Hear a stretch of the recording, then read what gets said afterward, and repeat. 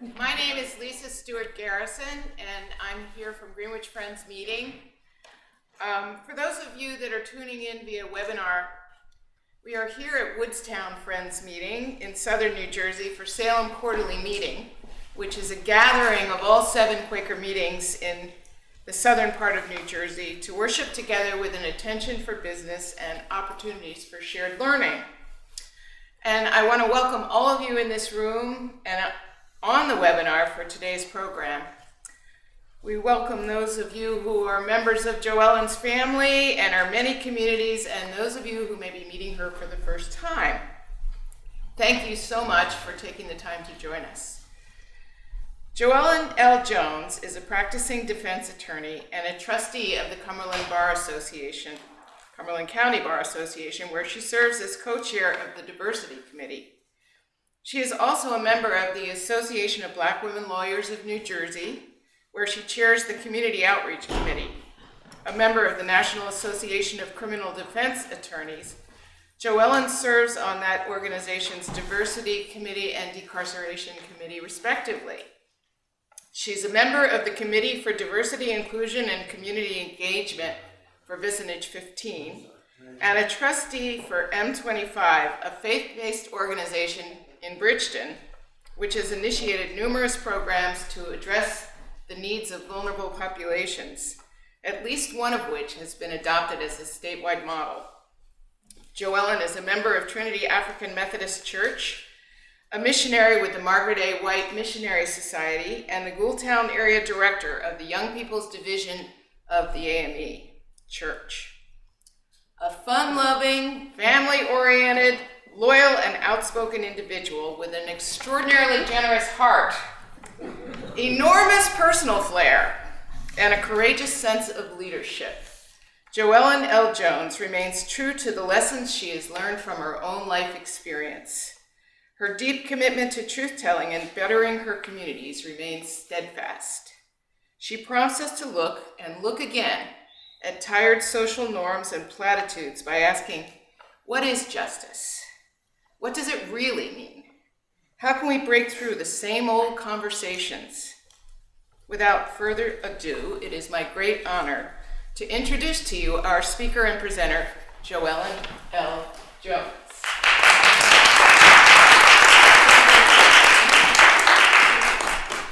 Good afternoon, everyone. First, I'd like to thank you for sharing your space with me this afternoon. I hope that we all walk away with a little bit of more knowledge and a little bit more understanding of other experiences, maybe some different than our own. Just to kind of go back a little bit, Lisa, thank you for having me here. And Lisa said I'm a defense attorney. So throughout my education, especially I went to Fairfield Township schools, African American history was something that was so readily engraved in our education. It's so funny to me that when sometimes I hear about kids and they talk about they didn't learn this in school, I'm thinking, I learned that in first grade or second grade or even kindergarten. We used to have this thing called the Black History Bowl. And as a young person, when you got back in the day when I was in school, they would put like your school assignments, your class assignments in the paper. So you knew who was going to be in the class with you. And we looked at for 2 things. We look for the smart kids who were in the class with us because of the Black History Bowl, and the kids who were athletic, because the kids who were athletic will help us win field day. And both of those events ended up with a Big John's pizza party. So the first time that list came out, I go, who are the smart kids and who are the athletic kids? And to be honest, we would ask kids to stay home. If they weren't the smart kid, like, don't come to school today at the Black History Bowl. And if you weren't athletic, don't come to school today at a field trip. Because we want this, right? We want this. And through those experiences, I learned so much about how the law changed and how the law affected what was going on in society at the time, and how a lot of times a lot of battles were fought in the courtroom. And I became slightly obsessed with people, the likes of Martin Luther King and Malcolm X. And I was like, that's what I want to do. I want to change the community I live in. I understand why going to school in Fairfield Township, when I was in the earlier grades and the school was in Farron, that we had a more diverse classroom. And then when this came time to go to what they call Woodstown School, which used to be the predominantly Black school, that a lot of my white classmates kind of disappeared. And I learned about just how this all is tied into history. And I learned about things as far as Brown versus Topeka Board of Education. But before that, there were a lot of things that went against what we see now today, being able to intermingle. And because of that, I wanted to be a lawyer. I wanted to stand on the backs of people who were great and who were able to make a difference. And that's what I decided to do. And in second grade, I made a t-shirt for Martin Luther King. And it said, I have a dream. And I had a dream to be a lawyer. And little did I know that my mother saved that t-shirt and actually had it framed for me when I graduated from law school. And most attorneys have all their different degrees up on their walls and in their office. And in my office is that t-shirt, a reminder to me every day of that little girl who wanted to fight for justice in second grade. And I stayed fast to that dream until December of 1998. On December 29th, 1998, my life forever changed. My mom had 2 children, me and my brother, who was 14 months older than me, who I loved dearly. And he truly was my best friend. And that day, 4 days after Christmas, started as any other day. We were excited. We were home on on Christmas break, and we just were excited about what we were going to do. And I had to work. I had a part-time job in the mall, and he had part-time jobs. And we were talking about all the things that we saw because we were getting to that age where we were now becoming young adults. I had just turned 18 in November. My brother had turned 19 in September. And like most young people think that we're adults now. We're grown-ups. Little do I know now that grown-upping is not that fun. But at 18 and 19, it seemed like the best things you could do in the world. And we were also excited because during that time, Cumberland Regional High School had what they called was the Coat Classics. And at the Coat Classics, everybody, basketball teams from all over would come and play. And we would be so excited about everybody coming and playing. And I was going with my friends, and my brother was going with his friends, and we couldn't wait for that night to come. I remember arriving at the Coat Classics and meeting my brother. And at the time, the girls' games were still going on. The boys' games hadn't started. My brother looked at me, he said, yo, you gotta be careful. Those guys from Violent are here. And I'm thinking like, I don't care. And I was more the rowdy one, right? If you ask my mom, you look at me wrong, I wanted to fight. I had a fight in me, and now I do the same thing in the courtroom. And I just don't do it physically anymore. I had that fight, that drive in me. And I'm like, okay, don't worry about it. And as we're standing in the hallway, we hear somebody yelling, there's a fight in the hallway. And we look around, and one of my brother's friends wasn't there anymore. And we were like, oh my gosh, it's probably JL fighting. So we run into the hallway, and we break up the fight. And my brother goes over to the state police because he's being asked to leave. He said, look, I drove my friend here. Can you let me get the rest of my friends together? I don't want to send him outside by himself. And they say, okay. They let him round up. He tells me, round your friends up. Go ahead and leave. Meet us at the house. We'll go back home. We'll play cards. We'll have fun. We'll just go back to the house. And that was our plan. I remember getting my friends together, and as I'm walking out of school, I watched RJ and his friends drive off in his car. And we finally get in our car, and there's 2 ways to go home. And for whatever reason, something in my spirit said, you need to go to the right, don't go straight. And I drive, and there's no problem, and I look up, and when I'm driving, I see my brother's car to the side. And I'm laughing in my head thinking his car done broke down again. Because, you're 18, 19, you got whatever car they gave you, and sometimes those cars don't run as smoothly as you want them to run. So I pull up, and I look, and I get out of the car, and his friends are out of the car, and I hear they say, somebody shot him. He got shot. And I remember thinking, like, they shot who? That doesn't make sense. And I go into the car, and RJ's laid in the car, and it wasn't like something I saw on the movies. There wasn't blood gushing from everywhere. I'm thinking he's going to be okay. I hug him, tell him he loves him. We put him in my car. My friends drive him home. I call my mom back to the house, and I look, and the officer that pulled up was my cousin. And he takes us to the hospital, and I'm trying to figure out what's going on. What happened? In that short period of time, from the time I said, I'll see you at the house, to now, my brother is now being taken to the hospital because he's been shot. And I get there, and we're all at the hospital, and his friends are there, and I'm trying to figure out what's going on. They're trying to tell me, but nothing's just making sense to me. Some time passed, probably felt like forever. And my mom said when she got to the hospital, I spoke to her, and I don't remember saying anything to her. But I remember just sitting there waiting. And at some point, they took my mom out, and then they took at the time her husband out, and I kept saying, like, well, where is he? I want to see my brother. Allow me to see my brother. I was like, well, where's my mom? I want to see my mom. And I go into this little room, and my mom is crying. And I remember thinking, like, it's okay. Like, he may look bad, but he's okay. Why are you crying? What's going on? And she's just screaming, and she's crying, and she's upset. And I'm still, at that moment, nothing had kind of processed for me. And the nurse said to me, he's gone. He died. And I remember thinking, what do you mean he's gone? And I remember yelling out, you killed my brother. Like, he wasn't, I hugged him. I saw him. There's no way that less than an hour or so before that he was alive. And you're telling me now my best friend for 18 years is no longer here. The person who just earlier today we were making plans about when I graduate from school and maybe us going to the same college and us getting an apartment together and what would like the person who for months leading up to that, every Wednesday we went to dinner at Red Lobster. Every Wednesday. Somehow I ended up paying, but I was okay with that. But that was our ritual every Wednesday, and that person is no longer here. I didn't understand. And life forever changed for me. And we went through the process of going through the legal system and prosecutors and judges and defense attorneys. And in that moment, I said, I can no longer do this. I don't want to be a part of this system. This system doesn't seem right for anybody. It doesn't feel right for me. It doesn't feel right for the defendant. Nobody to me. Nothing's happening. Nobody cares. And my brother is no longer here. I then began Rowan University, and I was exposed to the Southern Poverty Law Center. And in that moment, I said, oh, that's where it came from. So I decided I wanted to do law again.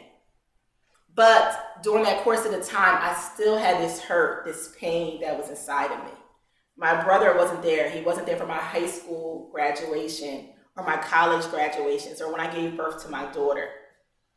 My life had forever changed, and I was angry for so very long. Some years later, we get a call from the prosecutor's office that said, the young man who had pled guilty in RJ's death was filing what they call post-conviction relief, which means he was trying to get something changed because he said he didn't understand. So in New Jersey, our legislation changed. We have a lot of things that they call mandatory minimums. Like if you do certain crimes, you're going to spend a certain time incarcerated. And that was also, a lot of that was newer. So at the time that he pled guilty, a new law, which is called 85%, had just kind of taken back. But his attorney didn't really properly explain that to him. So there were some issues going on. So he had filed for a post-conviction relief. At the time, by that time, I was in law school and I was working part-time with the public defender's office and as an intern. And I remember calling to the prosecutor's office and saying, I want to come and talk to you. I remember getting there and asking all these questions, and nobody knew the answers. The person who spoke to me couldn't even tell me who the prosecutor was who was handling the case. And I remember thinking, like, are you serious? You knew I was coming. Like you knew I was about to come through your door, and you didn't even prepare to be able to answer basic questions for us. And I remember being so angry and so mad. And I remember coming in for his post-conviction relief hearing and sitting there with my family members. At the time, the prosecutor who was working there, came in and said, tell me about RJ. And I remember thinking, like, you don't need to know about RJ. We're 15 years later. Like, you don't need to know about RJ. Maybe you should have asked about him in 1998. But right now, I don't want to tell you about RJ. I want you to explain to me what's going on, what's happening. And they came and they said, well, we made these changes. And I'm like, so why are we even here? You've already made a decision on what you want to do. So why are we even here? Then time passed and we started getting calls from what they call like a Vine, like a victim's link. And it would say to us, this particular person is so many days within his release, so many days in his release. And then when the day came that he was being released, I remember sitting there with my mom and my dad and my daughter and just thinking like, he's now free. What does this mean for my life? Because very candidly, for all that time leading up to that, I had plotted in my head what I was going to say or do to this person. I was hurt, like anybody would be when they lose somebody in such a tragic way, and especially at the hands of another human being. So you're thinking like, I am angry. I am mad and I'm angry, and when I see him, I'm going to say this, I'm going to do this. I had all these plans in my head. Well, fast forward, my grandmother was in a nursing home, but she was in like a rehab, and I'm walking in with my daughter, and I stop in my tracks, and my daughter kind of looked at me, and this man walks past, and she says to me, "What's wrong? Who was that man?" And I say, "He's the person who killed your uncle." And my brother's name was Robert Jones, and we called him RJ, and I named my daughter after him. Just tell her all the stories of the great person who I loved.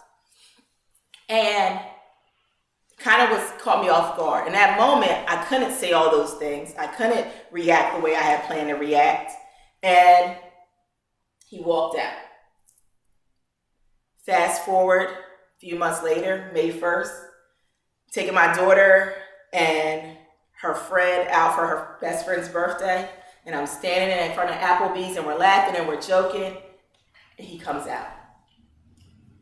And he looks, and he kind of wasn't paying attention, and I turn around, and I said, "This is my time.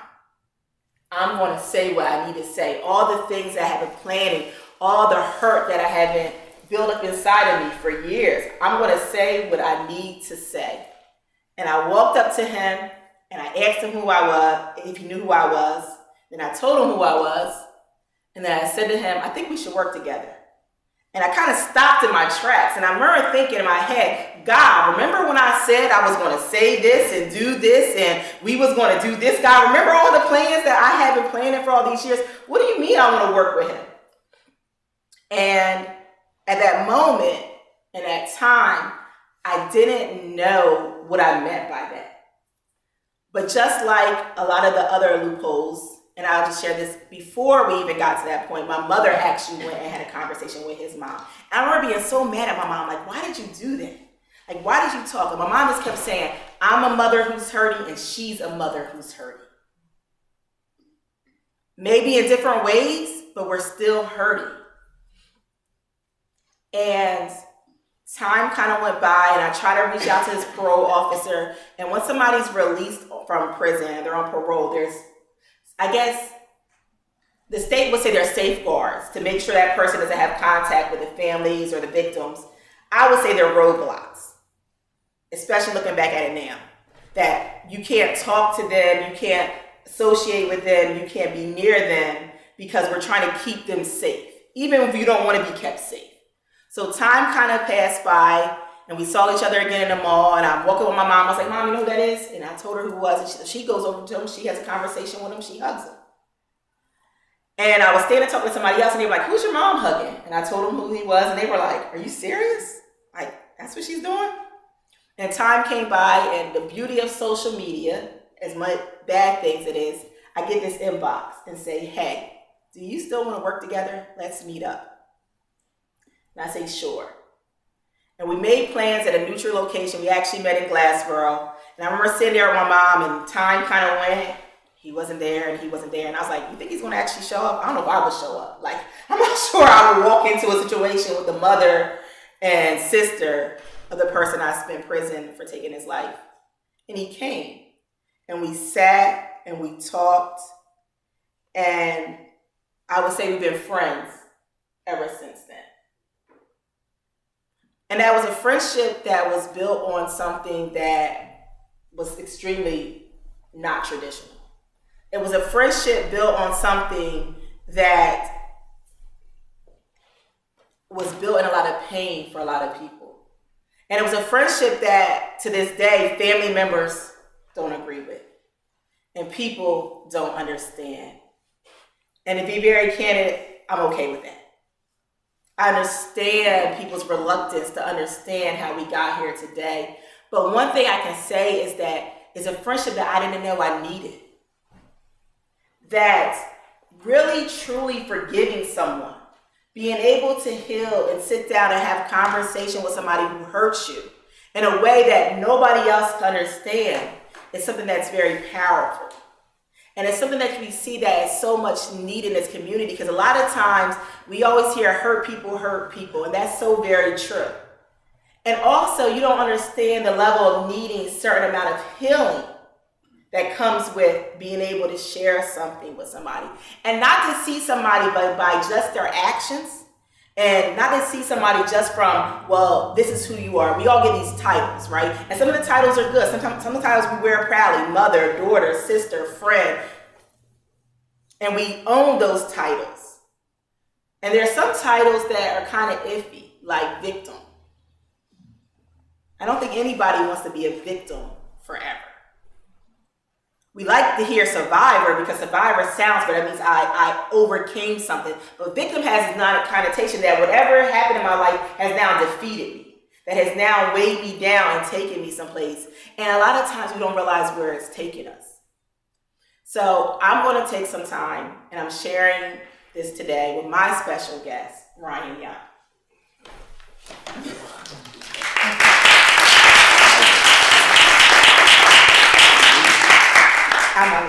And I'll just say, Ryan, I'm used to speaking in front of people. I'm okay with speaking in front of people. Ryan is not that comfortable at any given time speaking in front of people. And I would just say that although he has a story to tell, and his story is so important, a part of my story, and how I'm here and how I'm able to advocate for my clients, and also see the compassion for the other side of the fence.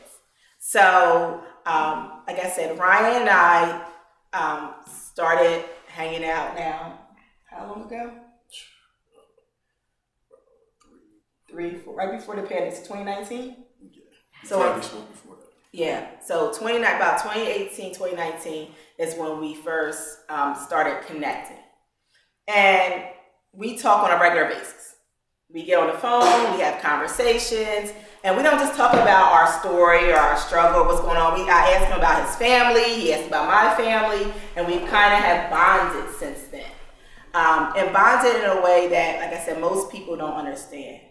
And one of the things that is important for me, or important about it for me, is that as a defense attorney, you see, as an attorney, period, you see people usually when they're going through things. Most people don't go to lawyers because they have something happy to talk about, right? Most people are coming to lawyers because they have an issue, they have a problem. So sometimes you end up seeing people at the worst time in their lives, right? And the difficult thing is that they may be coming to you for issue 1, and you say, okay, this is just part of the issue. You have all these underlying things going on, that you are a total person. And our system, the way it's designed now, is designed a lot on punishment. We want people, especially the criminal system, we want people we use nice terms like we want them to be held accountable for their actions. But somehow our society has determined that accountability only comes with punishment. That we have to punish you in order for you to be held accountable. And for me, doing this work and doing it for a period of time makes me think about that's what I wanted for Ryan. I wanted him to be punished. And that punishment really wasn't stemmed in justice. That punishment was stemmed in my hurt and my pain. That punishment was stemmed in the fact that something was taken from me that never could be brought back to me. So I wanted somebody else to feel the same pain that I was feeling. How can anybody else be happy when I'm not? Right? When I'm missing certain things. And I will say this, that whether it was from the time he was arrested and the time he was sentenced and the time he sat in jail, that pain didn't change. I didn't feel a sense of relief that he's now incarcerated or feel a sense of my life is now better. I still miss my brother every birthday he missed and every Christmas he wasn't there. It didn't change. That pain didn't. But it was a sense of confusion, not understanding what was going on. And truthfully, having a conversation with Ryan is the only way that I could understand a little bit better what had happened.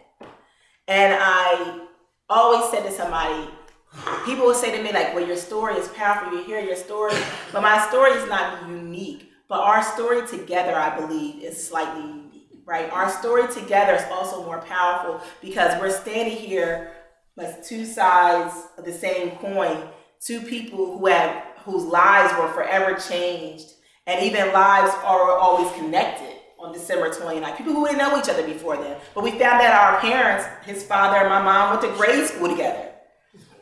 Right? So to hear that and to understand his story a little bit more, that he's not just some villain in a movie. He's actually a human being who has his own family and his own people that he cares about. And he had a mother who loved him dearly and a brother, and just a different story. So I want Ryan to just share a little bit about his experiences while he was incarcerated. I'm going to probably try to ask him some questions because when I don't answer questions, he may not give me the answer. I will kind of give him. So Ryan, what was your experience like at 18? Now having to go to prison. 18, I was like kind of, you put the blame on everybody else. You don't hold no accountability. So it's like, if this person didn't do this, or this person didn't do that, this situation would happen. I think that led up for me for years. Like you're mad at everybody, thinking it's everybody else's fault but your own. But I think once you take accountability, then you start realizing it was me. It was my actions that caused this, it wasn't nobody else's actions.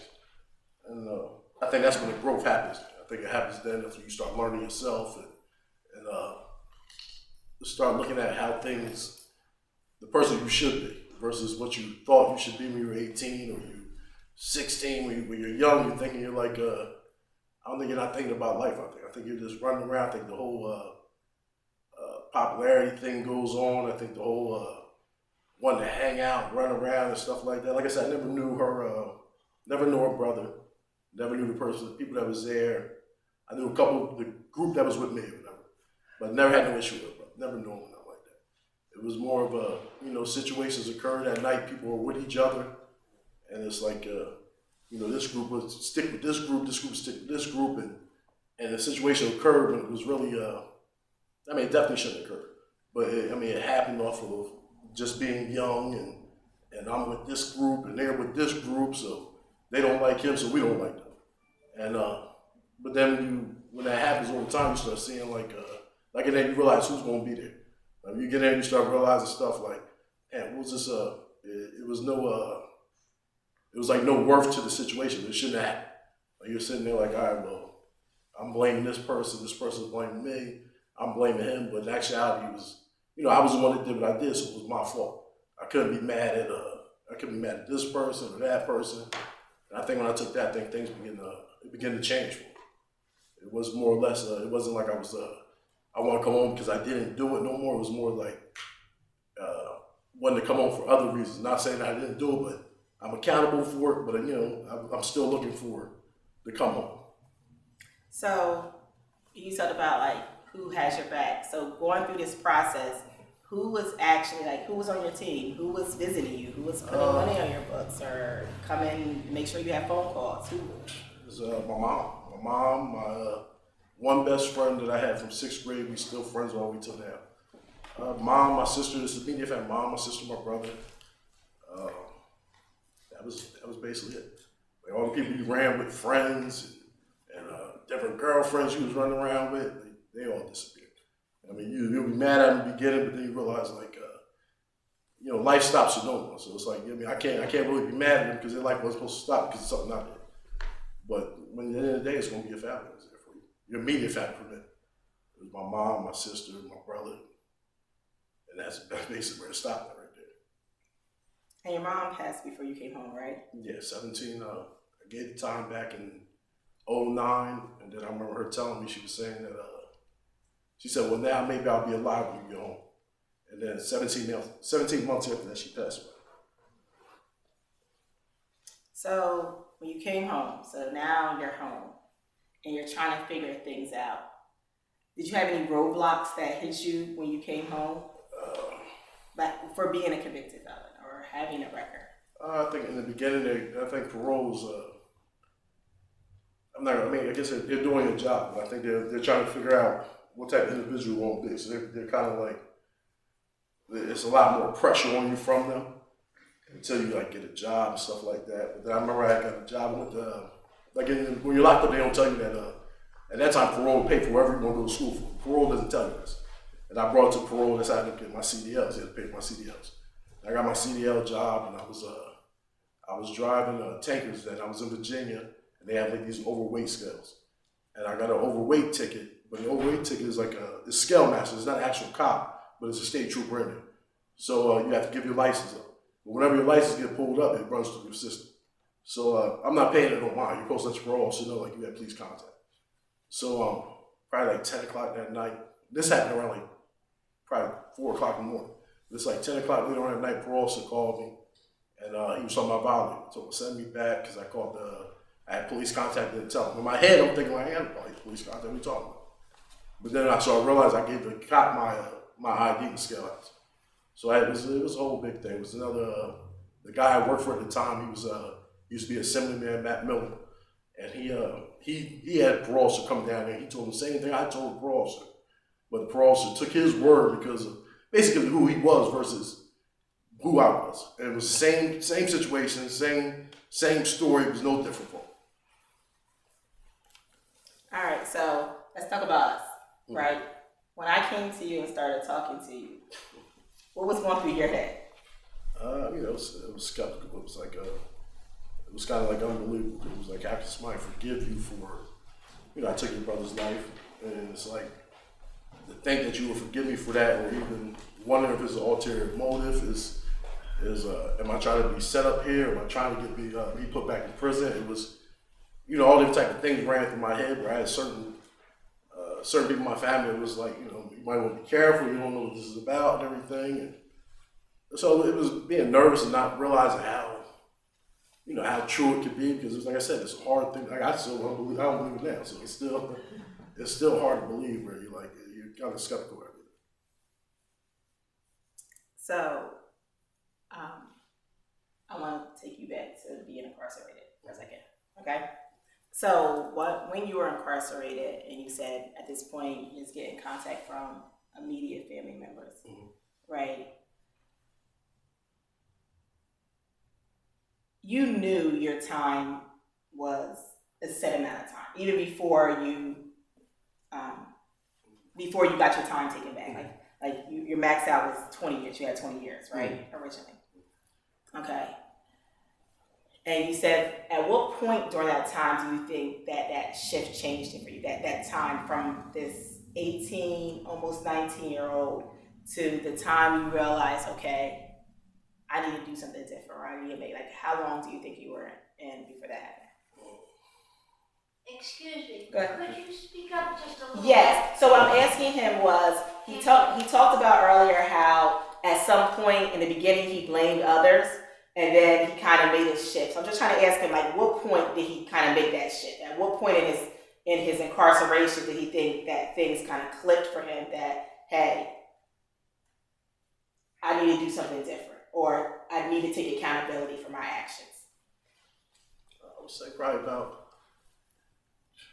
like at least 6 years in before I started looking at things different and looking at the output, and also seeing different people in there that were, like I was in there with guys that did 20 years, go home, and then I'll mess around, see them again in 2 years, they're back in there. I'm like, man. And I'm like, man, I don't want to be that guy. And I think that the things I seen, it kind of shifted me in looking at stuff the way. Do you think that when people are released, they need better support systems, or do you think that made a difference for you? Yeah, it makes a big difference. Because if you don't have nobody, it's like you're gonna go back to what you know to survive. That's gonna be the thing. You go back to what you know to survive. You don't have anybody that's in your corner, but it doesn't even have to be family. But somebody that's in your corner that's really supporting you, then I think you'll go back to the same. Like I had officers in there. There was a couple officers that was like they knew, like they saw me grow up there. So it was a couple of them they saw when I was getting short. And I remember one told me, it was like, you need any help when you get out, if you need help get a job, you can contact me. So, and little things like that, I think that helps you, where you're not looking at somebody as this is a criminal or animal. It's not like, oh, well, this person's he's been in prison for this, or he's in prison for that. And I don't know, I think that plays a big part. And I had an uncle. My uncle, he was talking on the phone. He's like, all right, well, what kind of career can you get to support yourself with your record? And I used to think about that. All right, what can I do? And I started thinking about getting my CDLs. I said, I had another uncle that drove trucks. I said, he supported the family, so you could make a living off of it. And my last 2 years before I came home, I had wrote a motor vehicle, got the CDL book in. My uncle and my brother had picked up ones from the bookstores, had in the building, and I was just studying that the whole time. I started focusing on that. Like, all right, well, this is a job that I can get with, with my record. It's going to be hard getting a job that you can really, make a nice income with to take care of the family. Okay. And what advice would you give to December 28th, 1988, Ryan, to that 18-year-old kid the day before? What advice do you think that could have helped you, or that you think could help another young person who may be where you were back then? I think take the time to sit down. Take the time to listen to your mother or listen to older people. At that age, you don't want to listen to nobody older. You feel you're a kid, you know it all. But I think you have to listen. I think a lot of times, because a lot of things I look at now where my mom says certain things, and then when you talk about now, it's like, she passed away in 2020, almost 10 years now. So now, and I still see stuff today that she said came true, where it's like, man, she told me about this. Or she told me about this certain individual. Or that night that happened, that night I was running around, and I was in school, I was actually in college. Came home spring break, never unpacked my bags. And I was Christmas break. Came home, never untouched my bag. I was just speeding around nonstop. And me and my mom passed each other in the car. She waved me down, I stopped. And she was like, slow down. I said, I'll be back. That was the last time I saw her for it. But if I had listened to her and just, went home or sat down somewhere, the situation wouldn't occur. All right. One last question, and I'm going to say something and open up for other people who have questions. What do you think we all can do as a community, right? So we know the advice that Ryan can give to a young person. But for all of us who are out here and the people who are on that, what can we do as a community? Because I think that every time we turn on the news and we see another young person has lost their life to gun violence, right? And a lot of times as the hand of another young person, what can we do as a community, do you think, to be proactive? A lot of times we're reactionary, right? We do things after the fact, but what can we do as a community to be proactive? Like, what could we have done for the 18-year-old Ryan, or even the young man who doesn't have a mom who's going to tell him to slow down? Well, I think sometimes it's still a situation that occurred in that person's life somewhere that they might not even be aware of, or themselves is going to cause it. Like I bring back my uncle. And my uncle, I lost my dad when I was 14 years old. My dad died of my arms, and it was like after that I ran out there, was in the streets running around. And my uncle would say that. My uncle said later on when I was locked up and stuff, he's like, had I known that, I would have took you out to go fishing or do this and do that. And I think just that time with somebody, I think that time you pull away from that kid, where it's like you get them away from that element. You take them, you do somewhere with them or something like that. The kid might not even know he got a problem. He might not even know that what's going on, what happened to him was going to affect him in the long run. But I think as an adult, sometimes you can see it. And I think you have to step in. I think you need to step in. I think you could do different things.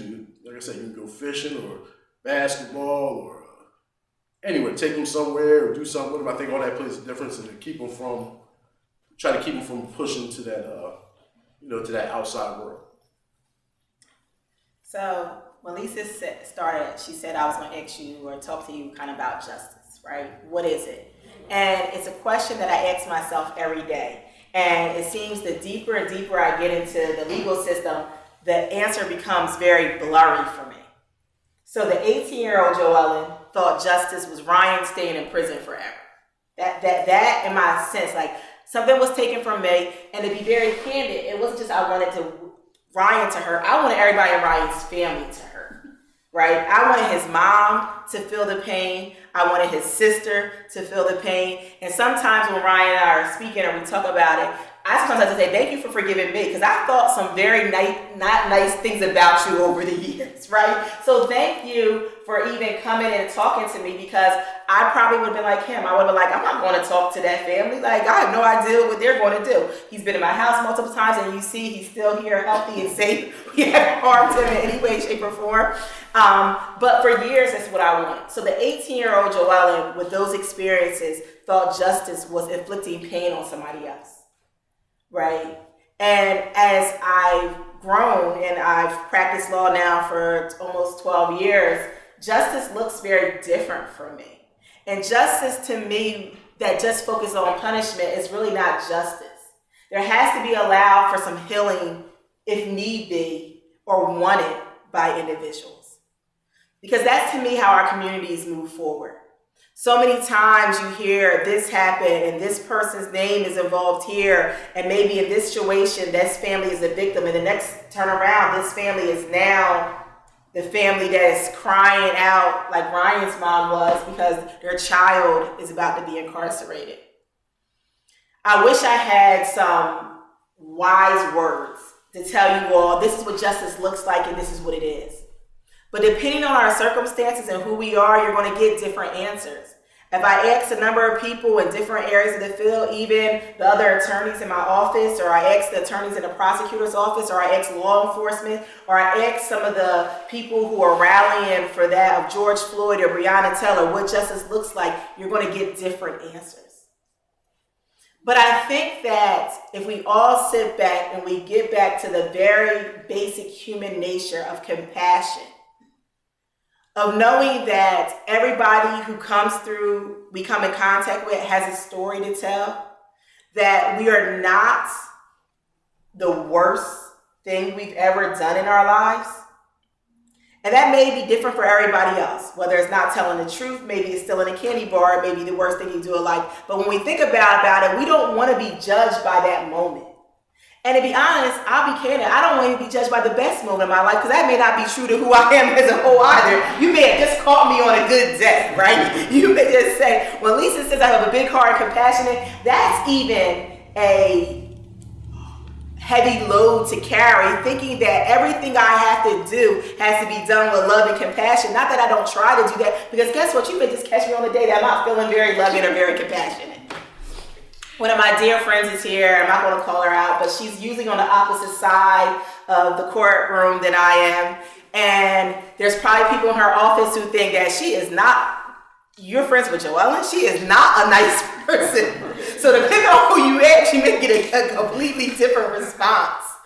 And they probably question her friendship. And I have other dear friends who are here who may see me in a different light or see me as a justice warrior. There's times I say things that I think are aligned with my truth that may not be okay with everybody else. Even standing here next to Ryan, there are people who have said to me, people from family members, church organizations, how dare you do that? How dare you do that? And I remember saying to somebody that if my mother, the woman who birthed my brother, is okay with me standing next to Ryan, nobody else on this planet can tell me anything differently. Because although fathers are great, there's nothing like a bond between a mother and her child from the moment that child's conceived. So if my mother's okay with it, nobody else can say anything else. And she's actually even made a wreath for him for Christmas for his door, and the cookies and masks when the pandemic first happened. So what I kind of challenge everybody to do is kind of think about when you hear these cries for justice, what do you want to see? There's so many different systems that are out there. So in Norway, which I am someday going to go through Norway's prison system if I ever get a chance. I'm trying to get some of my organizations to say, hey, we're going to send you to Norway. Norway's system is based solely on compassion and restorative justice and transformative justice. When you go into the prisons, the people are not being locked down like they're animals or treated as such. They're treated with some type of humanity because they know, just like in our system, that a majority of people who go through those doors are somehow going to come back out. They're going to come back out and be part of our society. So we have to now, we want them to be accountable for their actions, but we have to be accountable for how we treat them through that process. Ryan was blessed to have people to treat him with compassion. Ryan was blessed to be able to have a mother who supported him. But if we treat people like animals, if we disrespect them, if we say that they're only as good as that moment in their life where they made maybe a horrible decision or maybe a series of horrible decisions, that kind of justifies us in treating them poorly, that says more about who we are as a society than what it says about them. And I always tell people this, I'm not a biblical scholar, but I did go to Sunday school and I learned a lot of lessons in Sunday school. I maybe can't tell you where it is in the Bible, but I'm sure it's there when I hear a story, right? And they talk about in the Bible how at times, like even a bad person or a mean person can be nice to people who are nice to them. That's easy to do. It's easy to show compassion to people who are nice to us. It's easy to come into a room and give somebody a hug when we feel good about it, when somebody we like. But it's harder to show compassion to somebody who has wronged us.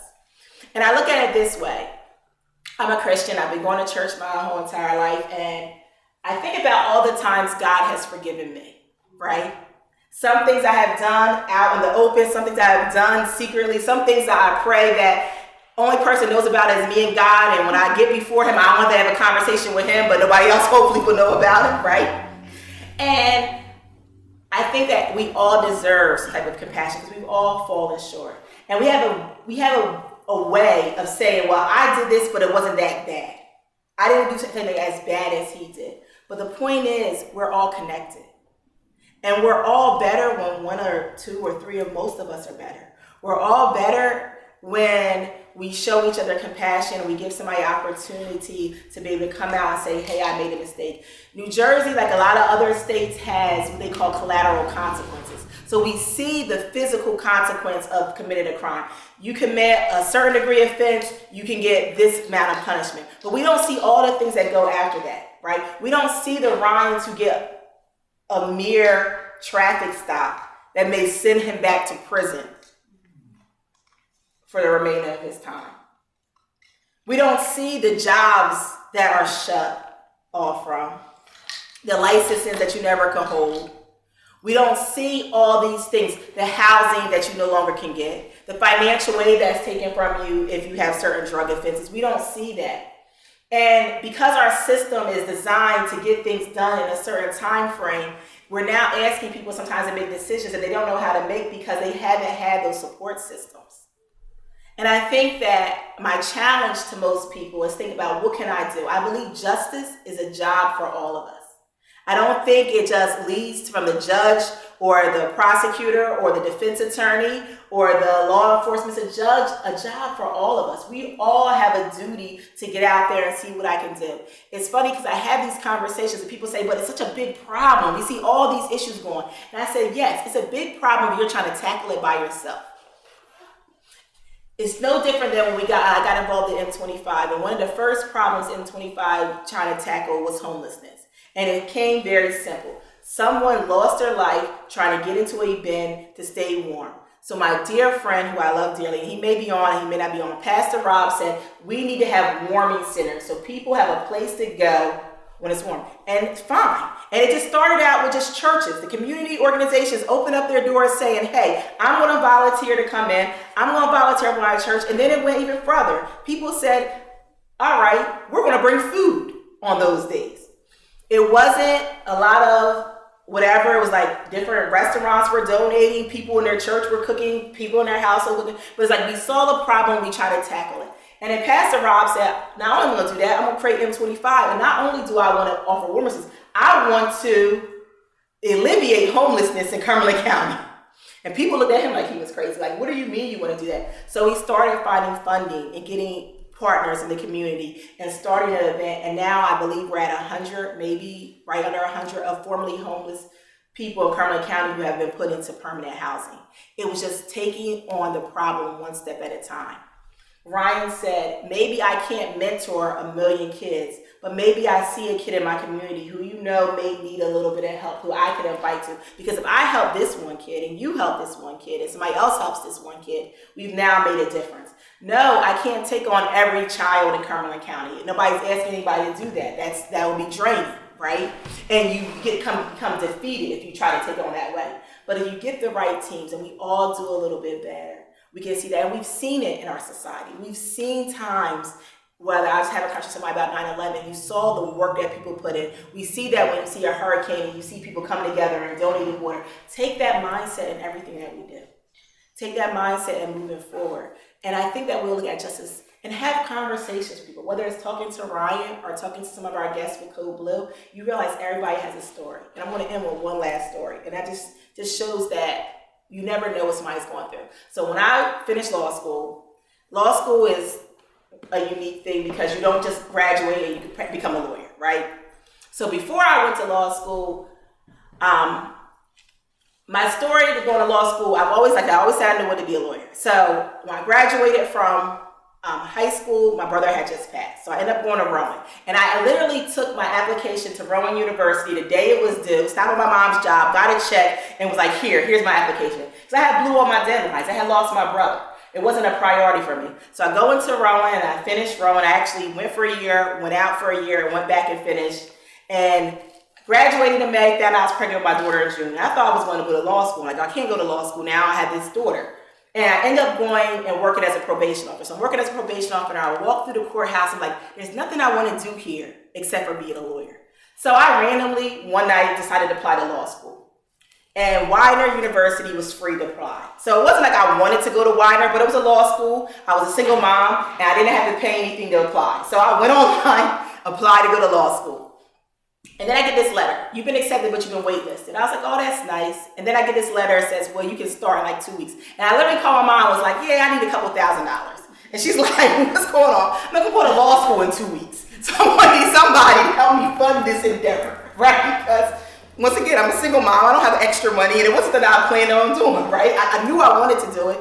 So I get to law school, and my first 2 years, I get grades, I got B's, I got some C's, and for me, that was a big deal. School was always easy for me, and I was like, I can't do this anymore. So my next call from my mom was two years later, and now I have this 3-year-old daughter, and I called her and was like, guess what? And she's like talking to me like she normally does, like, I'm quitting my job. Like, I'm gonna quit my job. So I'm gonna now grocery shop at your house, and I'm gonna extend my student loans, and yeah, this is what I'm doing. And she's probably thinking like, what? This? And I was like, oh, by the way, I also need you to take custody of my daughter because she needs health insurance while I'm finishing it up. And I can't do this anymore. I can't go to school all day and work all day, go to school all night. It's becoming too much. So now 2 years later passes, and I'm graduating from law school. And what's unique, I don't know about other law schools, but what Widener does is that if you've passed your finals, your degree is in the tube when you get it, walk across the stage. But if you haven't passed your finals, you can still walk, but there's no degree. So at the time, a tradition in law school sometimes is for your kid to graduate with you, to walk with you. So RJ is walking across the stage with me, and I'm graduating, and I'm excited. And first thing I do when I get off the stage is open the tube, and I see my degree, and I'm like, yes, okay, I passed these classes. And I gave the degree to my grandma, and I didn't see it again until she passed away. She kept it ever since then. I found it when I was cleaning through her stuff. So now I'm unemployed. I have this law degree, and now I have to take a test that determines whether I can practice law. And I'm nervous because I hate taking tests, and I hated property law. If anybody ever saw the Charlie Brown cartoons and you would hear the teacher like, wah, wah, wah, wah, wah. That's exactly how all my property classes sounded to me. I heard wah, wah, wah, wah, wah. I was like, I'm never passing this test. So I had this program, and I was studying. Now I'm unemployed, working in the summertime. Working on this, studying, going to these classes. My grandma paid for my prep class for me, and I'm just trying to maintain it. Because mind you, now also the student loan money has ran out. So I'm out of student loan money. I'm sitting here thinking like, my mom has no idea, but she better have 2 more people come live with her. But whatever, she'll be surprised when we get there. That's my thought. My grandma's somebody. I'm gonna live with somebody. And I go to take the test, and I get to Atlantic City a couple of days early, and I'm practicing. And I go down to the beach, and I'm studying. And I'm sitting there, and I will go on the beach early in the morning and study before anybody gets out there. So this man who was homeless was out there. And he looked at me, and he was like, what are you doing? I said, I'm studying. So what are you studying for? I said, I'm studying for the bar. And he starts to tell me his story, how he was an accountant and how he lost his job in more recent years, and just tell me about his struggles. And then at the end of our conversation, he said to me, I'm going to pray for you. And my thought was, this man who's living under the bulwark in Atlantic City is going to take one of his prayers to show me some compassion, right? And I'm thinking, like, there's probably a lot of better other things that he'd be praying for, but rather than me taking this test. And in that moment, I realized that whether I pass or fail, I have a support system. And even a support system from a stranger who didn't know me and had a lot more problems in my mind than I was going through that day. So I went and I took the test. And another thing about the bar is that they don't give you your test results right away. So I take the test in July. I didn't get this results until November. So for months, I'm sitting there waiting, not knowing what my future holds. Something that I put all my eggs in one basket, which I used to tell people don't ever do that. Try to figure out what I'm going to do. And I remember when the results came out, they give it to you by number, and I looked at my number and I saw a pass, and I was like, this can't be right. Then I looked at it again and saw a pass. I thought, well, let me read all the numbers before me and after me, because maybe I'm reading somebody else's pass, right? And it said pass. And I'm being so excited. I had two phones, my cell phone and my regular phone. So I decided to call my mom and my grandma simultaneously. Like, I need to call them both at the same time. I don't know who to call first. Like, if I call my grandma first, then my mom may feel slighted. If I call my mom first, my grandma definitely would not have been okay with that. So I called both at the same time to tell my pass. And my mom actually spray painted her yard. The other thing about that is that New Jersey is one of those states that you have to pass the test, but you have to pass a character and fitness part to be a part of the bar. And they don't run their character and fitness part until after you pass the test. So you have now paid for the test, you have character and fitness, and they may tell you that maybe you passed, but you do not have the character to become an attorney. And to be very candid, I told them everything when I was applying. My application probably was about this thick. I told them about every fight I was in, every time I had been suspended from school, every ticket I gave them more information than they probably needed. So I found out I passed and I didn't hear anything. And then I get a call from an attorney who was doing my character fitness. He was like, I have never seen an application this thick. So we got to go over a few things. And I sat and I told him that. And my thought would be another moment for me that when I was being judged, that somebody was making a determination. And I hear it a lot of times in the courthouse when people say, well, your past behaviors demonstrate to us or are reflective of what we think you're going to do in the future. And I thought to myself, every time I hear a judge say that, is that thank the Lord that nobody at that moment, that attorney didn't say, because your past behaviors, we won't allow you to go on. So I challenge you all to find somebody that you can help. Find an organization that you can volunteer with. When you see somebody in the street or you see somebody doing something, just don't automatically see that this is a bad person, but a person who's going through something at this moment. I always say that we're on this scale of good and bad. And we want to say that there's good people and bad people, but the truth of the matter is that's not really true, right? I think there may be some agreement that there are some people who we don't necessarily want to live up to, like the Hitlers of the world, and they're all the way on the extreme end. And there are some people like Mother Teresa that are like, yeah, you know, well, I'm not going to even try to get to her level. I'm not there. Most of us kind of fit in that middle, where any given day, any given moment, any given circumstance, we can find ourselves one way or the other. So I challenge you all to be compassionate, be loving. Challenge your views on what you think justice is and what it looks like. And do you think that it should be just based solely on punishment, but to have some level of compassion in it? So we're going to open it up for any questions, whether online or otherwise. And if people, when you ask your question, JoEllyn, maybe you can repeat the question so people... I will. Okay, great. Any questions? I got a lot of questions. No, not for me. These are for I know. I figured. Well, I'll just throw them all out. Okay. JoEllyn says you had a plan long ago, and somebody wants to know, do you have a plan or a 20-year plan or something like that?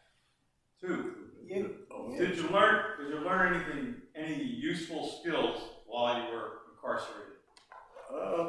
And last, way back when, why were you carrying and where'd you get it?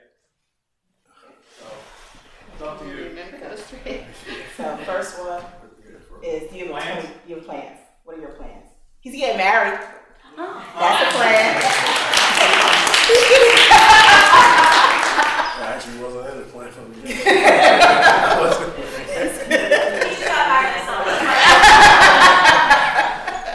Yeah, I really, I mean, I don't think I say I had a 20-year plan when I came home. Or I think I was so nervous when I was about to come home. It was like, you know, everything changed. It was nervous. I think I was just trying to figure out how to be able to get a career that made an income to be able to support a family, and then try to pick up the pieces from there instead of putting all that burden on myself to be like, well, I gotta have this done here, I gotta have this done there. I mean, because I think it would, I think it would have been a lot harder, like trying to live up to all that after coming home. I mean, I was 33 when I came home, but I was still, I was forgetting that. It was like almost I was still 18, so it was like trying to look at it that way was harder for me. So it was like I just had a plan to get the CDLs and get a career that way, and then build from there and get a house and stuff like that. And I just keep going like that. So speaking of that, so you see mine and they have a thing. So you were 18 when you went in. Mm-hmm. You were 33 when you came out. Mm-hmm. So everybody else in your age bracket, I mean, you're kind of older, but everybody else in your age bracket had developed and learned these natural skills, right? Yeah. So, and I'm just going to say a little bit of this. We had a conversation one time when you were saying you were going to get ready for get your mortgage, mm-hmm. right? You didn't know certain things. Oh yeah, I didn't know I needed to check in a savings account. I never knew nothing about that. I was just getting my check, putting it on a little card you get from the store with a green dot type card. I never knew about credit scores, and I was just actually playing around online one day about mortgages. It seemed like, all right, well, I'm only 3 points away from being able to get a mortgage. But in my head, being that nobody told me, I'm thinking like, I'll never be able to get a house. Or I'll never be able to do that. I was thinking, I didn't know. I mean, it wasn't nobody to tell me. So it was like, I kind of like found out on the fly. So they asked you, the other question was about whether or not you learned any skills in prison. Like, so obviously, prison didn't teach you about credit scores or applying for jobs or any of that kind of stuff. Do you think that, are there any opportunities for you to learn those things in prison? I don't know. It's not really any. It wasn't the programs I was in for that. Like you had, even the programs you had in there for like was that AA and behavior modification and stuff like that. Programs for stuff like that was like 6 to 8 months waiting list. But then they said people need that to be able to get the minimum camp, but they'll never get there because they can't get into these programs.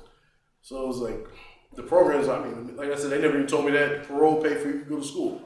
That was something I found out on my own, so nobody even tell them that. So you'll come out here, a guy come out here won't even know that he can actually go to school, but nobody tell him.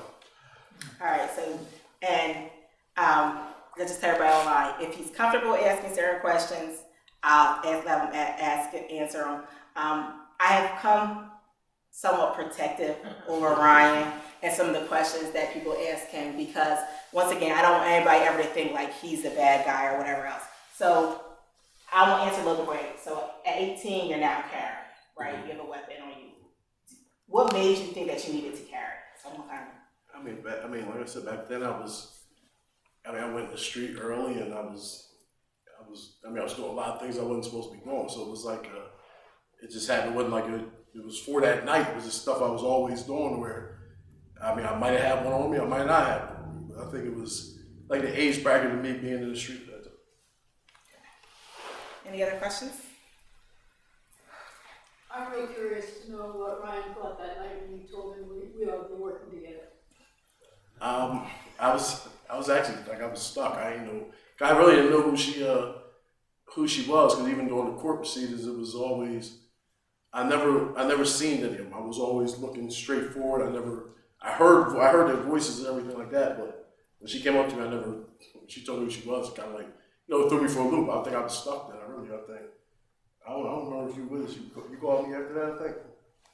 Because I was scared I was on parole too. Because I had to call my parole officer and tell them that I had contact. Yeah, so it was. It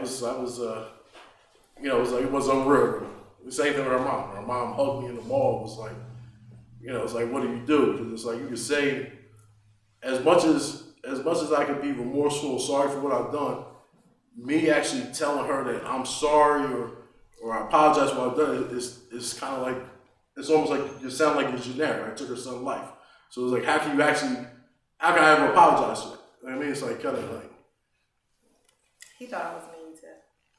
He thought I was mean. You Yeah, I wasn't sure how. I used to hear it.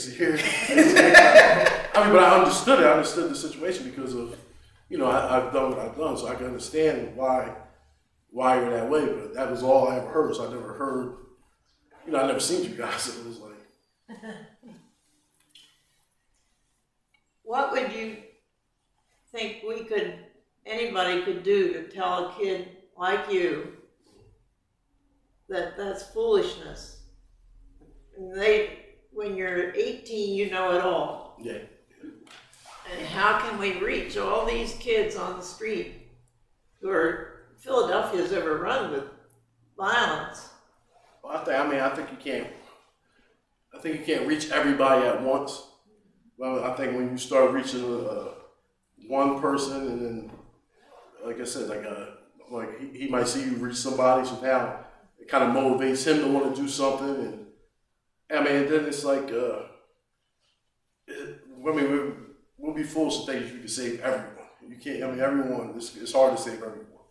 But I think are people that you can save. I think it can be done. It becomes hard when you put that weight, thinking you're going to save everyone. You just have to start with that one person. I would also say that I don't think you have to go with it with the initiative that I want to stop this kid from committing a life of crime. So I want to give somebody opportunities, right? So I want to open up our meetings or our place to worship, I don't want to say homes, but our area, safe space that allow for kids to come in and play board games, to have conversations, and to kind of find out, to make sure they have a place to eat. I had a youth group when I was pregnant with my daughter, and we would feed our girls meals every Thursday, right? Full-fledged meals. And I think that we don't realize how far a little meal can actually go. My daughter she didn't play basketball, she was a basketball manager. And I would sometimes just take pizza to the kids.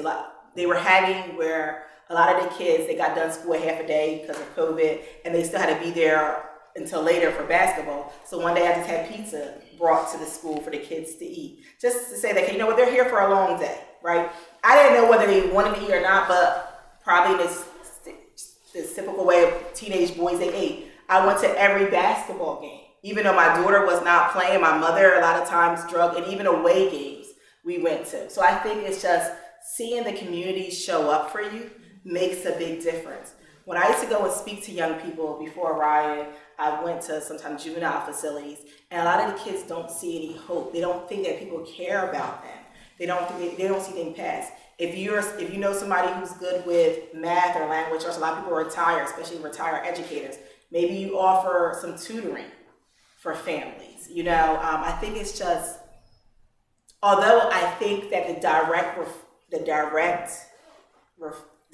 I guess, consequence, but the direct reaction of it will be that the more kids we help, the less likely they know that they're going to be inclined to do something else. Like I said, somebody taking them fishing, somebody teaching them how to tie a tie, somebody teaching them how to write a resume, somebody telling them that, you did good, right? I see you. I saw you progress. I watched you when you first started playing basketball, and I'm watching you now a couple of years later, and you're doing well. When I go to some of the basketball games or even football games, and there's nobody in the stands, I'm thinking these kids don't know they have cheerleaders in the community. I think that makes a big difference, just knowing.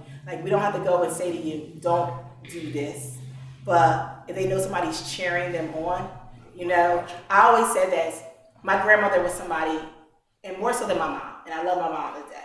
My grandmother was somebody that people knew things. And if I went somewhere and did something, I was so afraid sometimes that my grandma would hear about it, right? And just because I felt like I knew what she put into me and how, because I knew somebody cared, right? So when you kind of know there's somebody else who's going to look at you I was kind of disappointed. And I'll be very candid. When I was pregnant, my grandma didn't speak to me. If you say remote silence, she would walk into a room and act like I wasn't there because she was disappointed because I was unwed, and she didn't speak to me. But this one moment, I said something about being pregnant, and she looked at me, she was like, they better not say nothing about you when I know their history. She was like, she could be mad at me, but she was nobody else. But I always knew she still had my back, and I always still wanted to be. At the same time, while I was in law school, I would call her 12:30, 1 o'clock in the morning, leaving Wilmington, Delaware, and she would talk to me, and she had a rotary phone.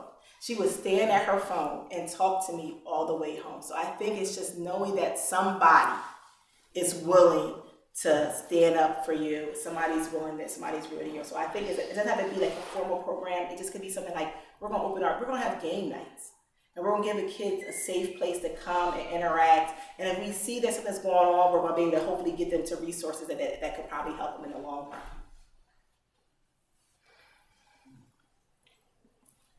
I have a statement and a question. Okay. The statement is,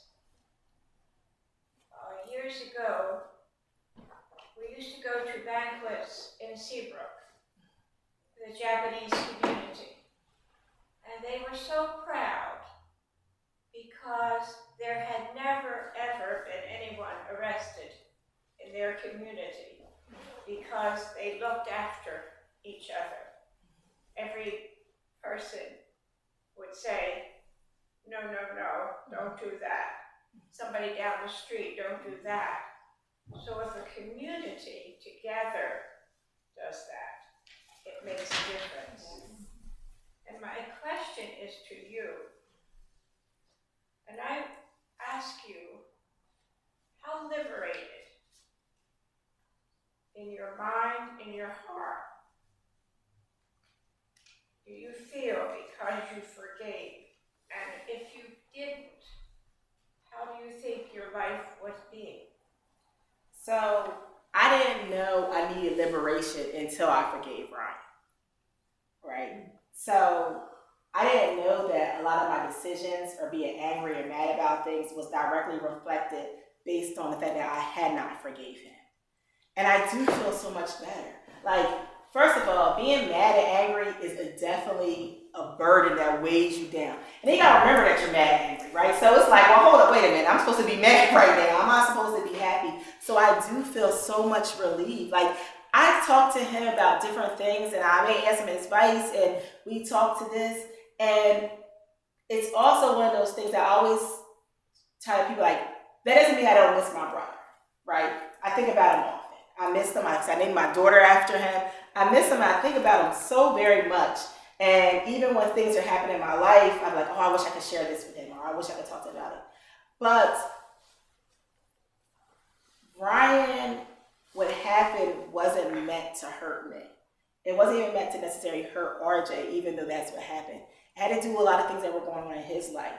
And when I was able to kind of separate the two, and I realized that his pain is which caused me pain long-term in my life, that it wasn't directly related, and that it's okay to forgive him. It's okay not to hold that burden for so long. And doing what I do for a living, how can I, and I had to question myself, how can I ask people to show my clients compassion when I'm not willing to show him compassion? I want to be somebody who can walk in their truth and who can walk in the words they're doing. So who am I to tell the rest of the world that my client is a human being that needs to be showed compassion and needs to be showed understanding when I'm not willing to show him that same love and that understanding and compassion? So I am relieved by it. And don't get me wrong, I'm not perfect with it, right? Because I hear stories and hear things and I'm like, oh my gosh, I can't believe that somebody would do that. But then I had to step away from that moment and be like, okay, everybody came to this with a story. I had an attorney who mentored me tell me that the state sometimes wants to focus on this moment in time, this minute moment in time.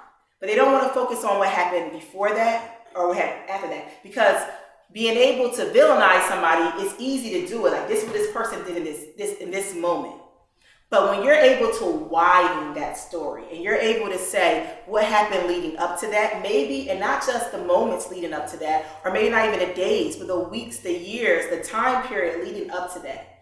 And I think also one of the reasons why we don't like doing that is because that now requires us as a community to be held accountable for the actions that we have done, right? So when we are, as a community, have to sit back and say, ooh, I can't believe these people are out here begging for money. When we think about the system that we created that leads to homelessness, we now have to be responsible for that person out there begging money. And I think that's the difference. So I feel better. I feel like I can walk into my truth. I think that when I talk to young people, I can talk to them from a better understanding. I always say when I walk into the courtroom, I am a person who has seen this system from every side, which makes my perspective different than a lot of the other people who are coming into it. And it's made me a better lawyer. It has made me, I think, a better friend. It has allowed me to break down a part of my soul that I didn't realize that needed to be kind of rebuilt and brought in. So yes, I am definitely a better person standing here. And I don't know who I would have been if I had not started, we haven't went through this journey together. I just want to say that the capacity for you to show the love of Christ in all of this is just so overwhelming and so beautiful.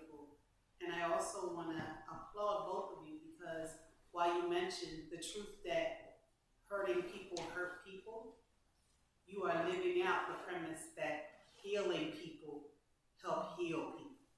So I just want to congratulate you and say God bless you both. Oh, thank you. So when you're going to defend someone who is, I guess it'd be fresh off of doing something, whatever, or allegedly doing something, how do you try to give them compassion or kind of get them out of that immediate situation and try and move it towards someone like him who is kind of moved on and trying to hit you? That's what I'm saying. So what I try to do the first time I meet a client is let them talk, right? So although in my mind, I have now, if I've got discovery or reports, am analyzing it from a legal standpoint, my client is not looking at it from a legal standpoint. They're looking at it from whatever has happened or whatever is going on in their lives at that moment, right? So I went into ShopRite. Yes, I went and tried to steal something. Or maybe I'm in the middle of addiction and I'm trying to steal something to sell it or whatever else. So for me to go in there sometimes and say, well, look, this is what your case is about. They're not hearing that. Right, so tell me about what's going on with you. And in an ideal world, I could do that for hours and hours on time, but sometimes it's not always viable to do that. But I try to figure out, okay, what's going on? Because if somebody talks to you long enough, you'll kind of know what's important. You've heard me mention my daughter, my mom, and certain people. If anybody doesn't know me, that my daughter is like, it's so important to me. And just by listening to me talk, there's probably not a time I had ever talked or gave a conversation that I don't mention her. So my clients are the same way. So when they start talking to me about what's going on in their life and they start mentioning things, I kind of know where they're coming from and what's important to them. So I kind of listen to that, right? And then so as a defense attorney, it's a battle, right? It's in a battle because I have an individual client who's right here who needs help with this specific issue or maybe multiple issues.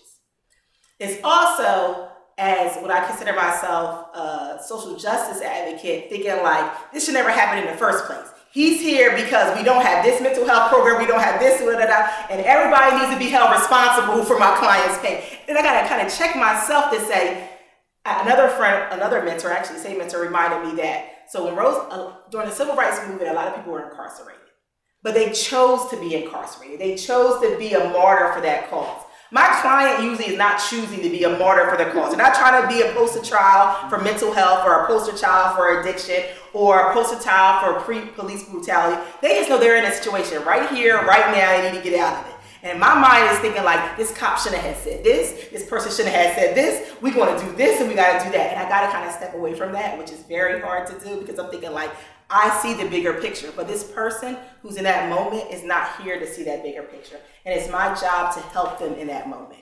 Sometimes that moment, that resolution is in taking a plea offer, that's the best offer they can get. Sometimes that resolution is going to trial.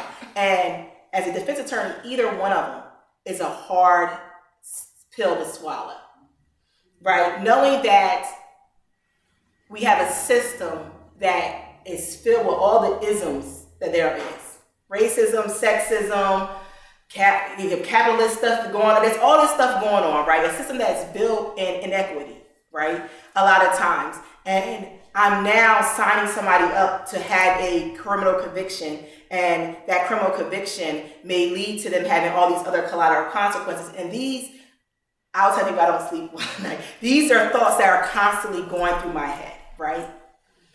And like, okay, yes, maybe they're getting probation, but I'm looking at you like, okay, this person's battling addiction. Can this person who's battling addiction, are they in a space to really get through probation? If they get violated, then this is going to happen, then they're going to go to state prison. Maybe I'm not the attorney that's going to be around when they get violated, be able to advocate for them to know. So all these thoughts are constantly going on. So not only do I have to help my client focus, sometimes I have to focus and I have to hear them. And I have to accept the space that they're in. I think that's one thing that we don't want to do. Somebody has said to me before, they talked about Jesus and when Jesus washed the feet of others. And they said at that moment, it wasn't about the others, it was about Jesus. It was actually about him humbling himself to do something, right? And the problem is, and those people got up and guess what? They walked on the floor again and they got their feet dirty. And that's the one thing that we don't like to do, right? We as a society believes that if I help somebody or I do what I think is right or I'm out there doing it, that somehow if they don't bounce back after that initial help, that we get mad. We take it personal. But it's not us helping people. It's not really about them. It's about us learning about who we are. So for me, with clients, I listen to them. I try to make the best decision, even if I may not agree. Maybe if I think they should go to trial, they choose not to, or if they want to take a plea offer and not talk to them. And I try to take in consideration where they are in their life, right? A lot of times clients who are incarcerated, their first thought is, I just want to be out of jail, right? So they're willing to take certain risks because they want to go out of jail. I have other clients who are like, no, I want to take it to trial. And you're thinking like, I don't know if this is the best idea. I don't know if I can get 14 people to agree with us, but we're going to do that. This is what you want to do. So I think it's realizing that it's not about me. And although I had this ideal of justice or this desire to work forward, I have to kind of sit back, listen to them, and allow them to be in this space. And if I know resources, I'm always giving my client like, hey, I know this organization does this. I know this church does this. Try to give them the opportunities. And I always say, when you're starting or you're thinking about working with people, you may have an event and you may only have 2 or 3 kids come. That's okay. And then you grow as you go. And you open up that opportunity as you go. And everybody's not going to follow you right away, but eventually those things, if you stay fast and you're doing what you're supposed to do, it kind of grows. And that's how my clients are. Sometimes they're not ready for the help that I think that they deserve. And then people have a right not to be ready, right? We all develop and we all become right at different times, but just making sure there's a resource there for us when we are ready to come forward. What advice would you give to 2 parties, families who are in the same, if not the same, but similar situations? One party is looking to forgive the other, and the other one might be hesitant. What would both of you say to those people? So I would say, definitely don't do it until you're ready, and do it with no expectations, right? I had no idea what Ryan was going to say to me, right? Well, first of all, I had no idea what I was going to say to him. So I guess it went 2 ways, right? So it wasn't even that. So I would say go into it with no expectations, right? And somebody asked me recently, like, oh, you didn't go through a program. And I'm like, no. Y'all didn't go through any counseling. I was like, no. Then I started thinking, like, maybe we need counseling. I'm not sure. Maybe we need to talk to somebody. I think we have a good relationship, but maybe we don't. Maybe we need counseling, right? Oh, maybe. Ooh. I didn't even think about it. And people were shocked. They were like, y'all didn't talk to anybody. For us, it was happening organically, right? You have to make sure that, one, I think that neither side should be forced to do something they're uncomfortable with, right? And realistically, when I talk to people about transformation justice or restorative justice, I don't really expect anybody necessarily to be Ryan and I. Like, this was, you say you got out when? November 2013. So 2014 is when we first? No. I think 15? You were. So 15. So you figure 14, this had been years later, right? If somebody had came to me in 1999, I probably would have been in the cell next to Ryan. I probably would have, just because I wasn't in that space at that time in my life. So I don't believe in pushing people when they want it. But I would say is, it may be, if both parties are willing to come to the table, it may be very important to have some type of neutral or therapeutic person in their room. Ryan had no idea what he was walking into. I had no idea what I was walking into. and we kind of just had made it worked out. I probably wouldn't advise anybody else to do that. Just because. Yeah, you take a big chance. You're making a big chance You because. take a big chance 'cause, like I said, I didn't know what was in store for me with the mom and her. Yeah. I didn't know. I was just, Yeah, we could have been awful human beings. We could have been mean to him. We could have, you know what I mean? Like, he came and sat. To be honest, I probably want to ate with us. I probably what was going on, right? So, like, we met, like I said, our first time meeting, we tried to do it in a neutral location, a place that necessarily wouldn't be favored one another. And since then, like, we've had a good rapport. But I would definitely say that if I advised anybody to do it, I would definitely do it in a more therapeutic setting, because you never know what's going to come out, right? You never know what's going to be said. You don't know the growth of each person or whatever else. I just haven't been, we kind of been more on the same page, which, and maybe because we were, even though I joke around with him, tell him he's older than me, even though we were roughly around the same age when this happened.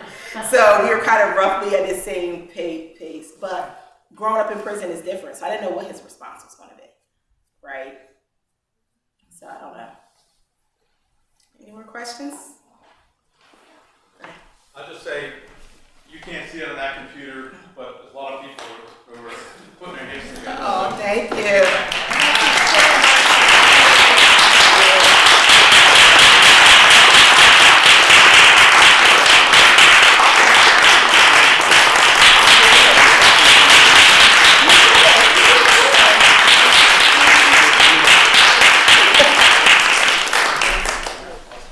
Thank you for having us. If anybody wants to reach out, Lisa, give everybody my contact information, and if you have any questions, we're here to support whatever endeavors you all decide that you want to do on this road to justice.